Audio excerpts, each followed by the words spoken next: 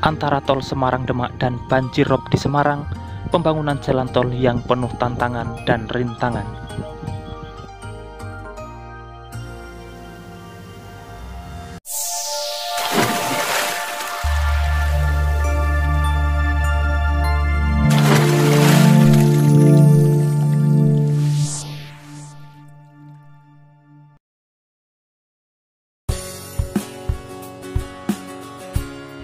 Assalamualaikum semuanya.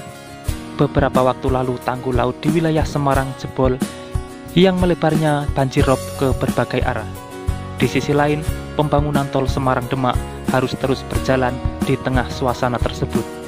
Ini akan menjadi tantangan tersulit tim pembebasan lahan yang menangani tanah terendam air. Bagaimana solusi yang akan dilakukan?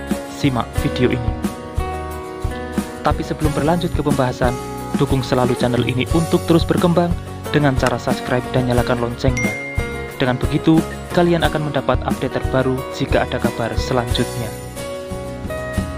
Tol laut digadang akan menjadi upaya penanganan rob di wilayah pantai utara Jawa. Pembangunan tol laut Semarang-Demak seksi 2 Sayung sampai Demak terus dikerjakan. Adapun tol laut Semarang-Demak seksi 1 dari Kaligawe sampai Sayung masih proses pembebasan lahan. Wakil Ketua Komisi C DPRD Kota Semarang, Suharsono meminta adanya percepatan pembangunan program tanggul laut. Tol laut ini dinilai bisa mengantisipasi rob tinggi seperti yang terjadi beberapa hari terakhir. Beliau mengakui proses administrasi, pendataan dan identifikasi tanah musnah atau tanah yang terendam karena air laut memang membutuhkan waktu. Diharapkan tim pengadaan pembebasan lahan segera melakukan percepatan proses ini. Persoalan sosial juga perlu segera ditangani. Proses itu memang kewenangan pusat. Diharapkan identifikasi lahan-lahan di Semarang segera dilakukan. Dan secara teknis pelaksanaannya cepat. Karena sesuai jadwal, tol Semarang-Demak ini diprediksi rampung keseluruhan pada Oktober 2024. Maka, sembari menunggu pembangunan tol laut, pemerintah Kota Semarang mengantisipasi titik-titik rawan terjadi tanggul jebol agar kejadian rob yang tinggi bisa diminimalisir dampaknya. Sementara rob kemarin itu karena kondisi cuaca, bulan sangat dekat dengan bumi sehingga terjadi gelombang laut lebih dari 2 meter. Dari BMKG ini diprediksi terjadi pada waktu tertentu. Perlu ada pengecekan detail supaya tidak terjadi demikian lagi. Sekda Kota Semarang Iswar Aminuddin mengatakan masih ada tanah yang belum dibebaskan di wilayah seksi 1 dari Kaligawe sampai Sayung. Pembebasan lahan menggunakan permen ATR atau BPN. Ada dana kerahiman untuk tanah musnah. Pihaknya mempersilahkan masyarakat yang akan melakukan rekonstruksi kembali terhadap tanah yang dianggap musnah. Menurutnya, pembebasan lahan perlu komunikasi yang baik antara pemerintah dan pemilik lahan karena berapapun nilai ganti lahan sudah ada dana kerahiman sesuai dengan aturan. Masyarakat dipersilahkan yang akan melakukan rekonstruksi terhadap tanahnya karena ini belum final, masih menunggu petunjuk dari pemerintah pusat. Sedangkan banjir rob yang terjadi di kawasan Tanjung Emas tidak mempengaruhi proses pembangunan proyek jalan tol Semarang-Demak. Tidak berdampak signifikan karena dampak terbesar di Pelabuhan Tanjung Emas Semarang.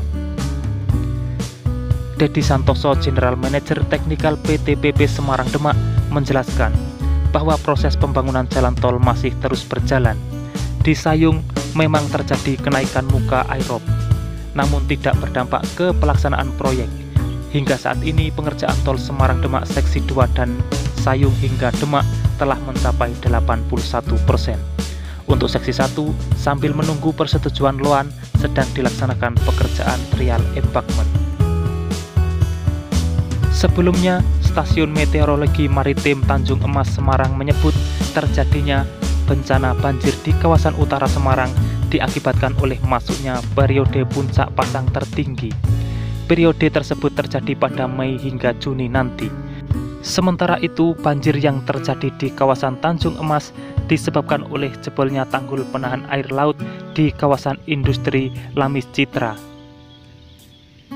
Pemerintah Kota Semarang melalui Dinas Pekerjaan Umum bakal segera memperbaiki tanggul yang jebol tersebut.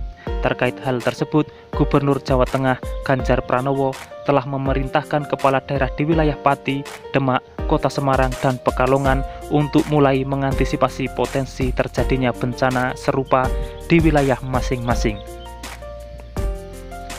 Mungkin itulah update informasi terkini yang bisa saya sampaikan untuk kali ini. Jika kalian suka video seperti ini, pantengin terus channel ini untuk mendapatkan informasinya secara detail. Sudah saatnya saya undur diri dan wassalamualaikum warahmatullahi wabarakatuh. Sampai bertemu di video menarik selanjutnya.